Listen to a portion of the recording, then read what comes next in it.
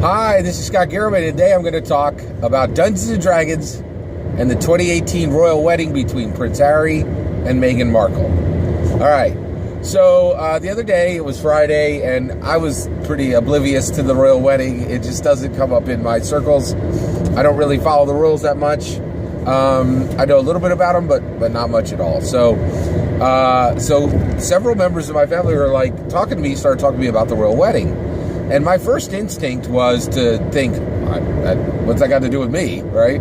So I really wasn't that excited about it, and I really wasn't,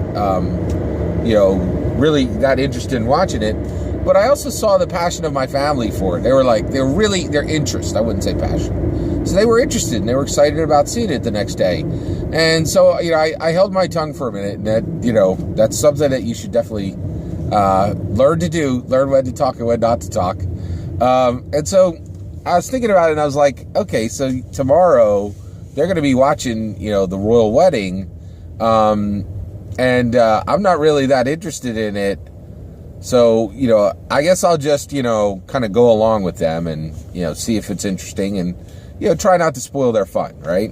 But then I realized, okay, this is going to be like an hour or two of my life, that I'm going to lose just watching. And we were going to watch coverage because, it happens on British time, so it's way before our time. So we would be watching the clips on YouTube and, maybe on different areas and, just watching different things for it, watching the coverage of the royal wedding that, directly after it happened, right?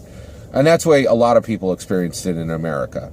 Right, and then I remembered my all-time awesome filter of Dungeons & Dragons, and I was thinking, oh my gosh, I totally am interested in the royal wedding. And so as soon as I realized I could just view this through the lens of Dungeons & Dragons, it made it much more interesting, right? So I'm a dungeon master, and of course I run different campaigns, and I'm always looking for good ideas for campaigns, and I also want to understand fantasy realms better. Excuse me. Well, it's really important that as a dungeon master, every dungeon master should watch the royal wedding. And the reason why is what the royal wedding is you are really seeing fantasy elements in our real world, right? So the idea of kings and queens, princes and princesses, these are fantasy elements. These fit logically into any fantasy realm, right? And however, they're very odd in our modern world. They actually don't fit here in the modern world. And, people kind of look sideways at it and say, wow, that's really unusual, right? But in a fantasy world, this is their structure. This is how things are there, right? So I thought this was really fascinating. And so basically, I was, as soon as I realized if you watch the royal wedding, this is going to give you a much better understanding of the the politics, the culture, the society that is structured around nobility, right? And it really did help, right? So here's all kinds of things that you can learn as a dungeon master watching the royal wedding. So one, royal weddings are national events. They're all-day events. They're massive, unprecedented celebrations. There is huge amount of resources that are spent on these.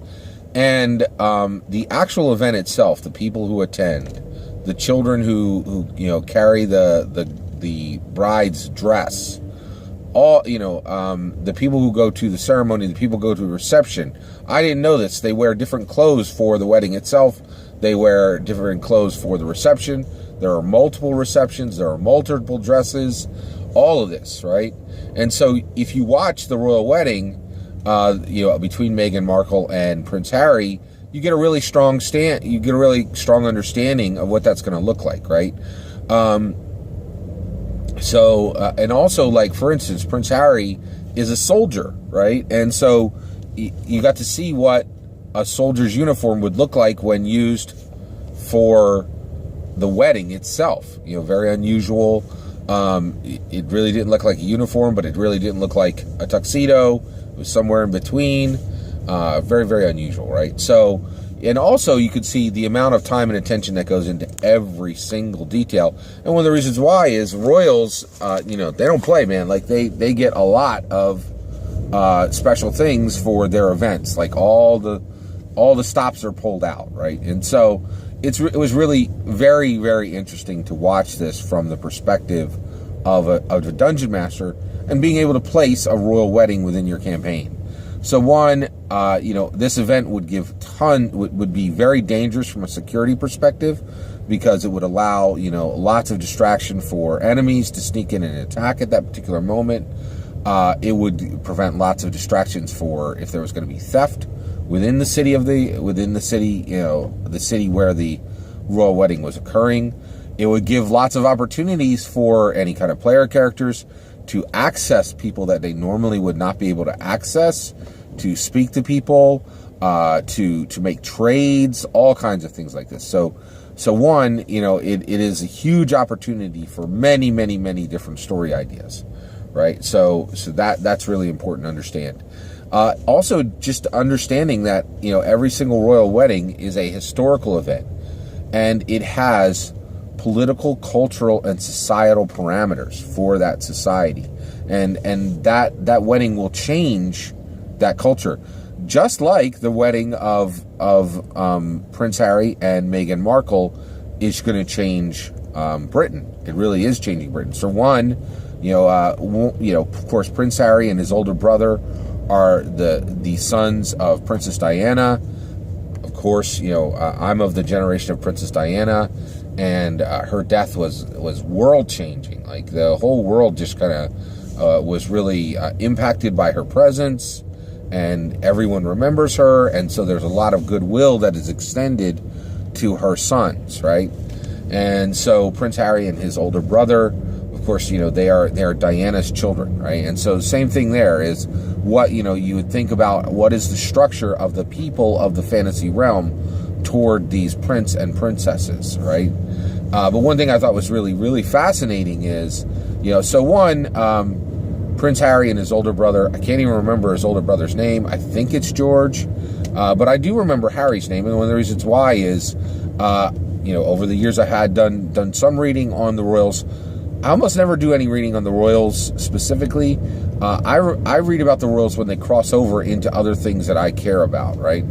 And so one of the things that I thought was interesting was that Prince Harry is a soldier, right? So he had actually served in the British Army, and actually, fought very hard to make sure that he was being treated like a normal soldier, and that he did his bit in the armed services for Britain, for Great Britain. And I thought I had a lot of respect for that. I thought that was really cool. So he is my favorite between Diana's sons, and I think it's interesting to see also that dynamic of, I think a lot of people would rather see Harry become king than his older brother. But one, and this was kind of funny, the line of succession is extremely, I found it very confusing, right? And so I was, I assumed that Diane's son would become, king, right? But, my one of my sons actually explained to me, he actually explained the British line of succession by explaining to me Mufasa, Simba, and Scar, and I immediately understood the line of succession, right? So of course, Harry and Harry's older brother Charles will become king when if and when the queen dies, right? So so I understand that better, and also, for your Dungeons and Dragons game, it's the same thing. You need to understand that line of succession, and there's also lots and lots of story opportunities within the line of succession, right? And so it's really quite fascinating. And but one of the things that really blew my mind was Harry, has now chosen his bride, right? And so, his older brother chose a woman from Great Britain, but Harry chose a woman from America. And so this is really very unusual, and I think there was a much, much higher interest in this wedding than there was in his older brother's wedding. And the reason, from America, because one of our American people are involved in this royal wedding. And so there was just much more intense interest in America in Harry's wedding than his older brother's wedding, because an American is involved. Same thing in Dungeons & Dragons. So within the realms, is the prince choosing to marry for, that would be in, the royal wedding event within your game. Is he marrying a princess from another realm or from within in his own realm? And that brings its own set of story opportunities, right? So all of that. The other thing that I thought was really important is, to a royal wedding is the clothes, right? So as a dungeon master, if you're going to bring this to life, you really need to be very careful about understanding the importance of clothes and how they actually fit with, how they actually are part of the event, right? So you have all these flowers that are going into decorations. You're choosing a very, the wedding occurred in this very picturesque church. That's another thing. Weddings happens in churches because if you're looking at this wedding, right, it's saying that when royals wed, you will see a situation where it is considered a sacred union, and that sacred union is going to happen in a church and is going to be officiated by a cleric. Yeah, so which is, it's kind of interesting because you're seeing the structure, and I think this is important because as dungeon masters, I think many dungeon masters don't normally routinely pay a lot of attention to events like royal weddings, but it is our responsibility to bring these to life.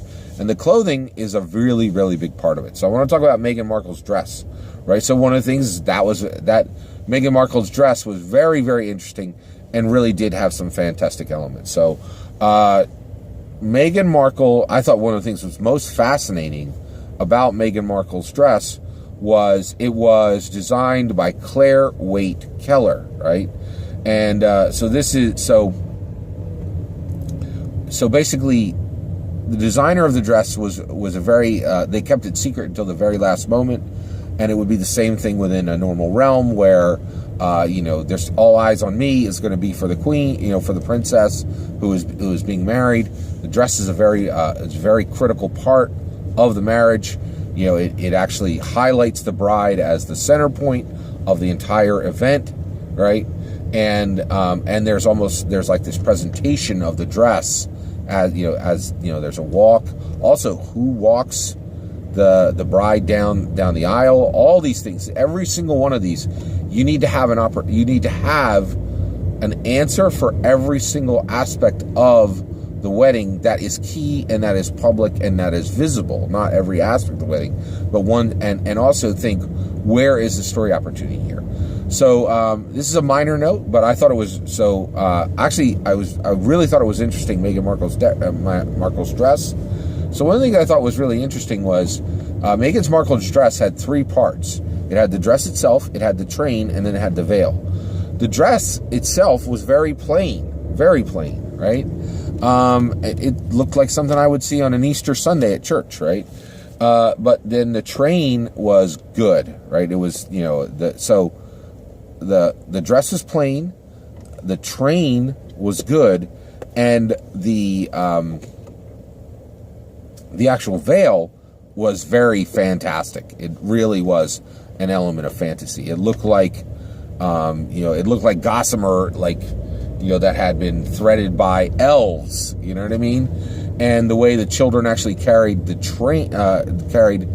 veil rather than carrying the train was really a different aspect. And so, when as a dungeon master, you want to think very carefully about what is special about this dress. How am I going to convey that there was a lot of time and attention and effort that was invested in creating this dress?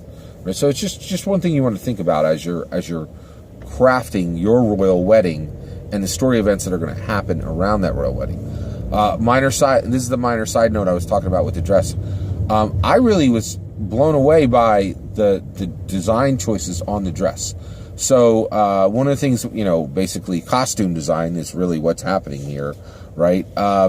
So within movies, one of the things that's become has become a thing, especially in America, is when superhero movies or science fiction blockbusters, when blockbusters are created and costume design is created, there is cosplay consciousness, right? So basically, more and more when you see outfits being created for a film, often they'll shave off some of the more difficult elements to make the costume more easy to copy by cosplayers, right?